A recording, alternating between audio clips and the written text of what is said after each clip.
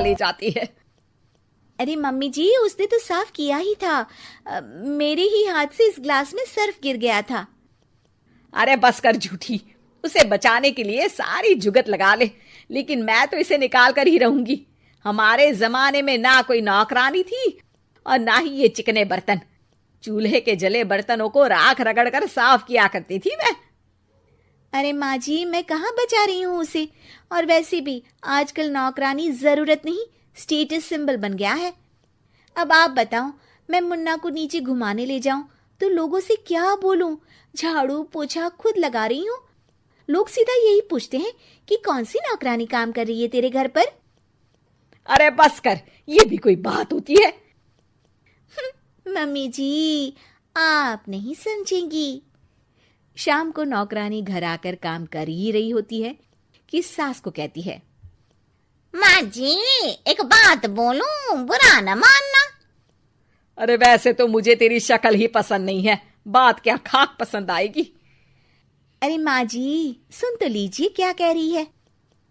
तो मैंने कौन सा उसका मुंह पकड़ लिया है? अरे माँ जी, वो लाल साड़ी पहनती हो ना, ना पहना करो। सास का गुस्सा अब तो 7वें आसमान पर होता है। अरे वाह जी वाह, क्यों ना पहना करूं? और तू होती कौन है ये बताने वाली कि मैं क्या पहनूं क्या ना पहनूं?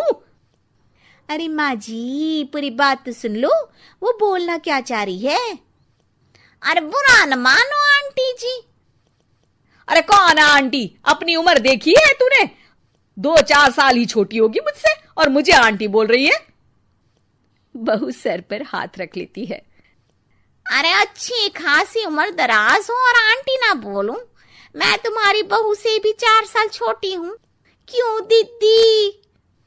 बोलती भी क्या, एक तरफ सास यानी पति की माँ, तो दूसरी तरफ नौकरानी जिसके बिना घर का काम नहीं चल सकता। वो दरअसल माँ जी की शादी भी बहुत जल्दी हो गई थी ना। अच्छा ये झगड़ा छोड़ो, ये बताओ तुम माँ जी को लाल साड़ी पहनने से क्यों मना कर रही हो? वो ना, इनकी उम्र की सारी औरतें सोसाइटी में इनके लिए बात करती हैं कि तुम्हारी सास बुढ़ी घोड़ी लाल लगाम है। बहू को ये सुनकर गुस्सा आ जाता है।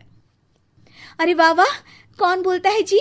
खुद क्या है यहाँ की औरतें, बाल सफेद लेकिन टाइट जींस और कोई कुछ भी पहने। अरे पहनना हमारा निजी हक है, किसी को कुछ हक नहीं बनता कि वो मेरी सास के लिए कुछ बोले। मैं आज ही जाकर माँ जी के लिए लाल जींस लेकर आऊंगी, फिर देखो कोई क्या बोलता है। अरे चुप लाल जींस। अरे सुन नौकरानी की बच्ची, जाकर बोल दे उन लोगों से कि उन लोगों की तरह मैं उड़ती नहीं फिरती हूँ घर बार छोड़कर।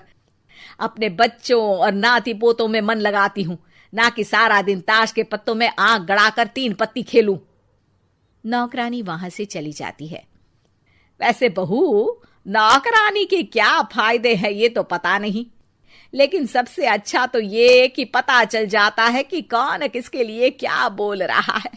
सोसाइटी में तेरा नौकरानी रखने का इरादा बिल्कुल ठीक था।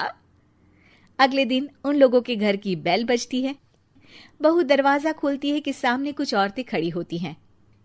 अरे बहू, कहाँ है तेरी सास? बुला जरा।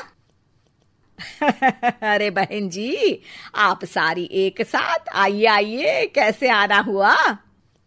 अरे 3 पत्ते खेलने आई हैं, क्यों खेलोगी?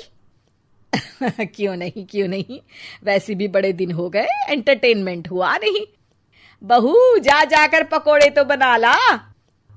अरे बस करिए, आगे कुछ पीछे कुछ। वैसे तो कहती है कि परिवार पर ध्यान देती है, हमारी तरह 3 पत्तियां नहीं खेलती। हमने कौन सा परिवार छोड़ दिया? सास सक पका जाती है। अब ये किसने कहा? मैं तो कहती हूँ कि मैं भी थोड़ा बाहर निकलूं। आपने ही तो कमला नौकरानी से ये सारी बात की थी। सास और बहू को अब सारी कहानी समझ आ जाती है कि सोसाइटी की औरतें क्यों भड़क रही हैं। माफ करिए आंटी, मैं छोटी हूँ, लेकिन फिर भी पहले तो आप लोगों ने माँ की लाल साड़ी का मजाक उड़ाया था ना। हाँ हाँ उड़ाया था, लेकिन उससे पहले तो तुम लोगों ने हमारी जींस के बारे में बात की थी। अरे क्यों ना पहने हम जीन्स, तुम्हारे पैसों की थोड़ी ना है। सास और बहू सर पकड़कर बैठ जाती है। देखा बहू, ये खेल कर गई तेरी नौकरानी, यहाँ की बात वहां तो वहां की बात यहाँ। दोनों किसी तरह औरतों को समझा बुझाकर घर भेजती है और कसम खाती है कि नौकरानी को नौकरानी ही